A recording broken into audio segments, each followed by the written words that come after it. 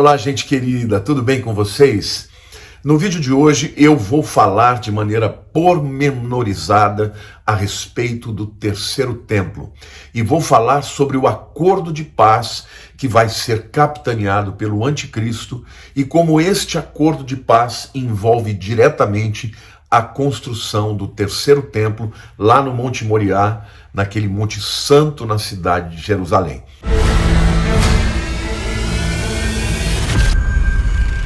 Antes de falarmos sobre isso, quero dizer para você que se você ainda não é inscrito no meu canal, fazer um convite aqui para que você o faça. E se você já é, que curta, que compartilhe, comente, porque quanto mais você interagir com o vídeo, mais as pessoas vão receber notificação do YouTube. Tá bom? Então me ajuda para que essa palavra possa chegar muito longe.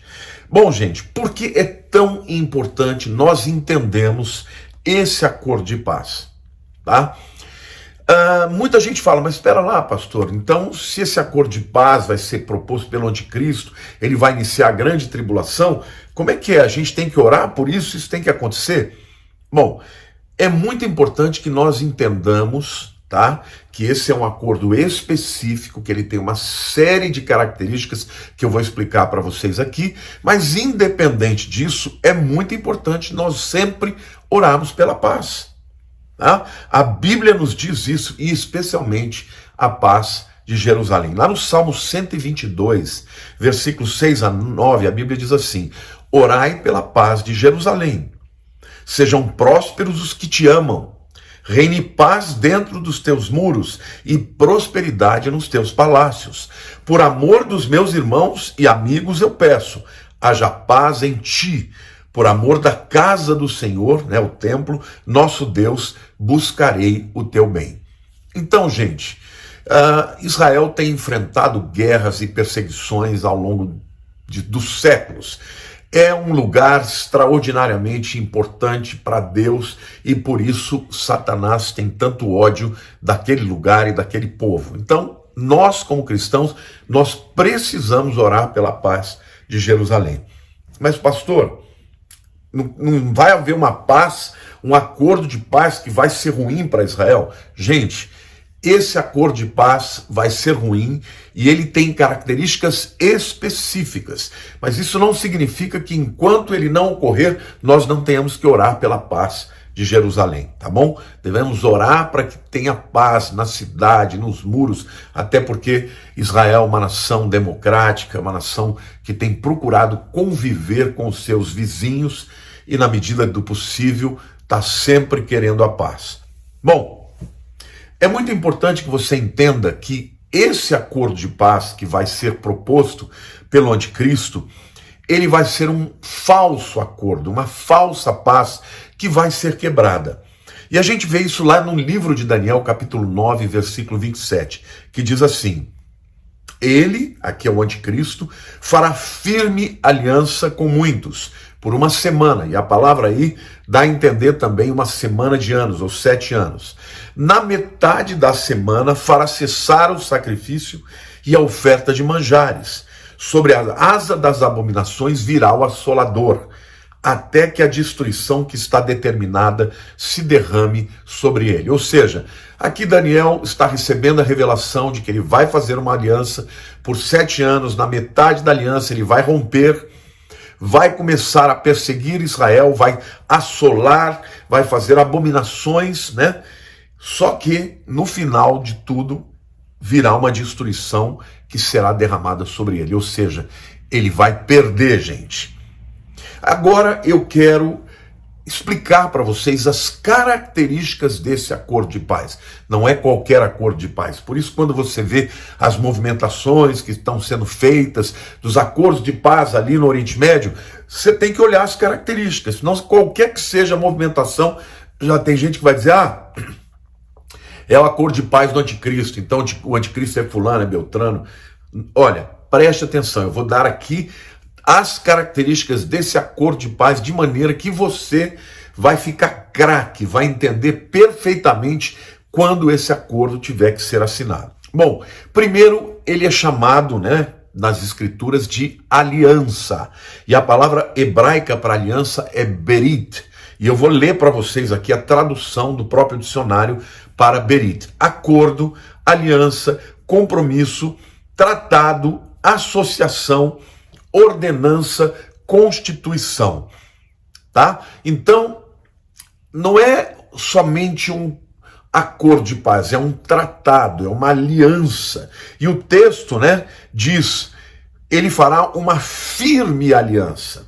Esta palavra firme, gente, gabar no hebraico, significa prevalecer, ter força, ser forte, ser poderoso, ser valente, ser grande. Ou seja, é uma aliança que muito provavelmente vai ser forçada. Tá?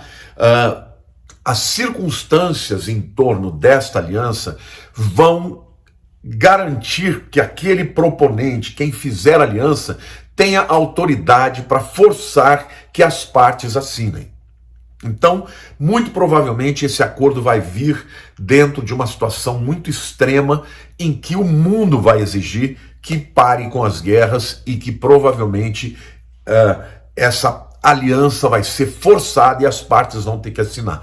Quem vai estar propondo essa aliança e ter autoridade para impô-la vai ser o anticristo, tá? Por isso que é provável, tá bom, que esse acordo de paz aconteça depois da guerra de Gog e Magog, porque vai ser uma guerra que vai produzir muitas mortes, vai produzir caos econômico no mundo, né, político, e até mesmo as nações vão entrar nessa coisa e o anticristo será o proponente, aquele que vai liderar, né, essa aliança forçada entre as nações que estão em jogo. E no meu entender, as nações serão as nações de Israel, as nações muçulmanas, aí envolve Palestina e outras nações muçulmanas, e nações cristãs. Vai ser meio que um acordo, uma aliança forçada entre essas religiões monoteístas do mundo.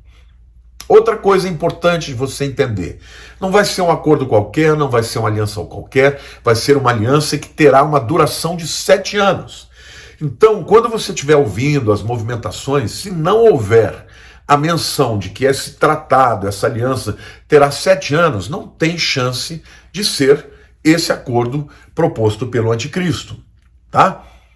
Vai envolver também a construção do terceiro templo. Mas por que, pastor? Como é que nós podemos ter certeza disso? Basta você olhar lá no versículo 27 de Daniel 29, que diz: ele fará firme aliança com muitos por uma semana. Na metade da semana fará cessar o sacrifício e a oferta de manjares. Ora, onde é que se fazia o sacrifício? No templo. Onde se faziam as ofertas de manjares? No templo. Então, a aliança envolve a volta dos sacrifícios e das ofertas de manjares e, portanto, o templo, que não existe mais, tem que ser reconstruído, gente, tá? Isso é muito importante, é vital. Hoje estão falando de alianças de paz, de compromissos econômicos, de trocas, né? De permissão de ir e vir, né? De rotas, por exemplo, de aviões da Arábia Saudita pousando em Israel, de Dubai pousando em Israel e daí por diante.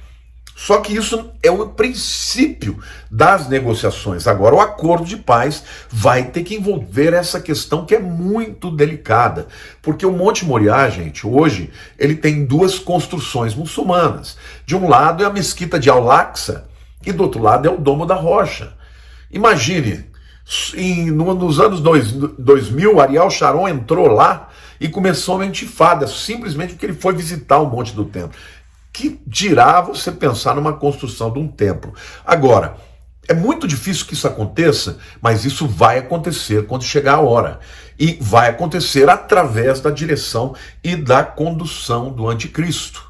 Por quê? Porque o templo tem que ser reconstruído para que ele, na metade da tribulação, o acordo se quebre, e ao se quebrar, o anticristo vai proibir que os sacrifícios feitos no templo continuem.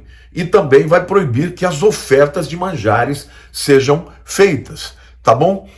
Ora, portanto, o acordo de paz, ele precisa envolver a construção do terceiro templo no Monte Moriá.